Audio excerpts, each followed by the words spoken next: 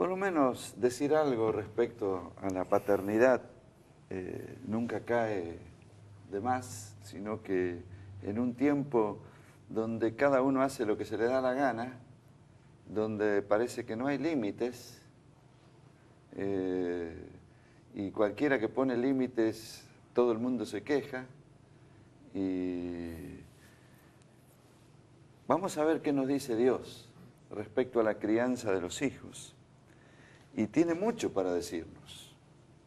Y Él no nos dejó sin instrucción, y Él ha puesto en su palabra que sirve los principios que están allí para ser usados en todos los tiempos.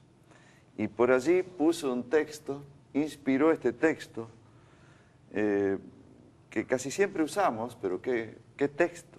Dice, instruye al niño en su camino, y ni aun de viejo se apartará de él. Y este texto lo sabemos usar con frecuencia. Digo que la clave de la formación de nuestros hijos es hasta los 9 años. Ahí aprenden la moral, y aprenden los hábitos y las buenas costumbres. La enseñanza mayor tiene que ser en esta edad. Hasta los 9 años, por supuesto, enseñamos siempre, pero hasta allí, ahí aprendieron todo lo que es de Dios o lo que no es de Dios.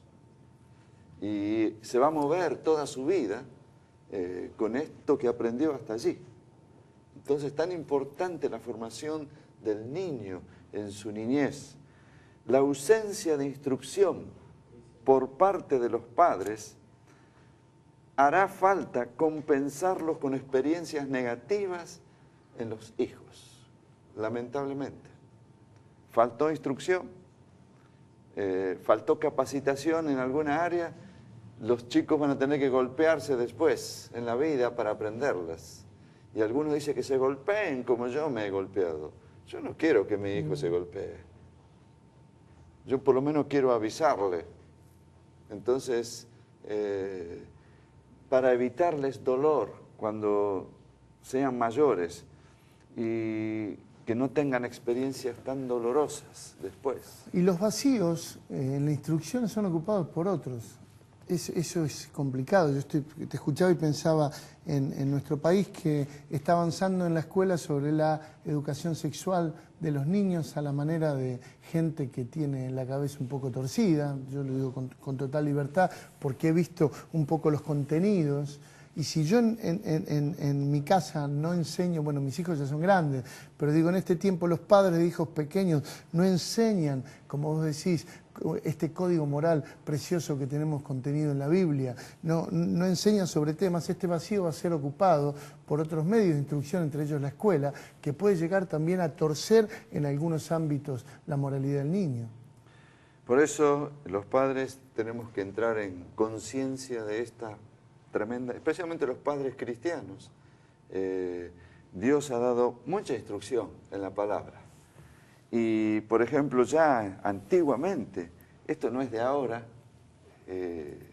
ya el Señor notó que hacía falta instrucción y ya siglos atrás, Él tiene que decir, estas palabras que yo te mando hoy estarán sobre tu corazón, le dice a los padres, y se las enseñarás a tus hijos y les hablarás de ellas, estando en tu casa y andando por el camino y al acostarte y cuando te levantes, y las atarás como una señal en tu mano y estarán como frontales entre tus ojos, y las escribirás en los postes de tu casa y en las puertas. Evidentemente se requiere una intensidad en la instrucción. Una falta de intensidad en la instrucción va a provocar desvarío, hueco, estos que decís vos, en la vida del niño, y otro está aprovechando para poner sus cosas allí.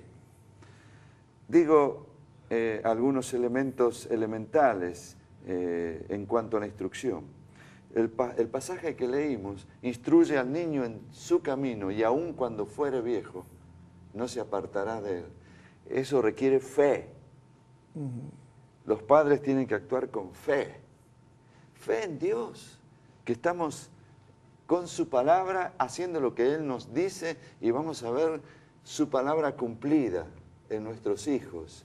Fe.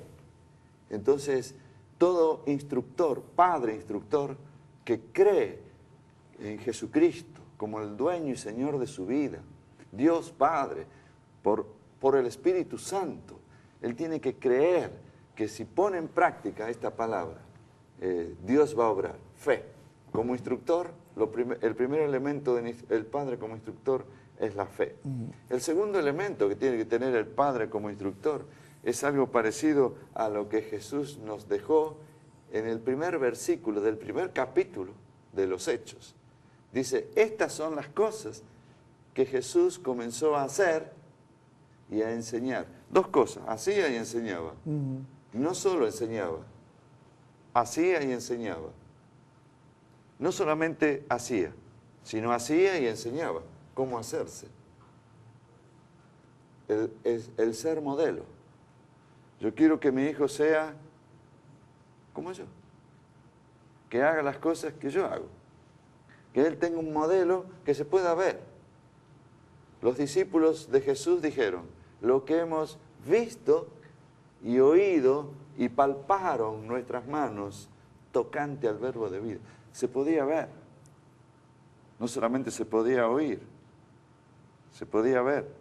De paso digo que esto es bueno para los pastores también. En el púlpito lo podemos ver a los pastores, pero queremos ver a los pastores dentro de su casa. Queremos ver cómo tratan a los hijos y a la esposa. ¿Y qué ven los hijos de ese hombre y de esa mujer? Entonces, es muy importante lo que vemos. ¿Qué van a mirar nuestros hijos? Padre como instructor, otro elemento importante. Tenemos que asumir el rol por excelencia que Dios nos dio, el rol de maestros de nuestros hijos. No pueden ser reemplazados. Yo hoy veo cómo los padres están apurados. Lamentablemente me toca ver a padres dejando a sus hijos en los... yo a veces les llamo como depósitos de bebés, que los cuidan personas capacitadas, pero no es la madre, no es el padre, para ganar unos pesos más. O si no, se los dejamos a la suegra, que es la abuela, que está chocha. Pero Dios no dio a los hijos a la abuela, nos lo dio a nosotros para que los criemos. Nosotros somos los instructores por excelencia. Nadie va a poder reemplazarnos. Ahora, esto es vital que el padre como instructor lo asuma. La primera parte de la instrucción de los padres con los hijos, el padre tiene que apuntar a llevar a su hijo a que conozca a Cristo. El padre puede querer que el hijo sea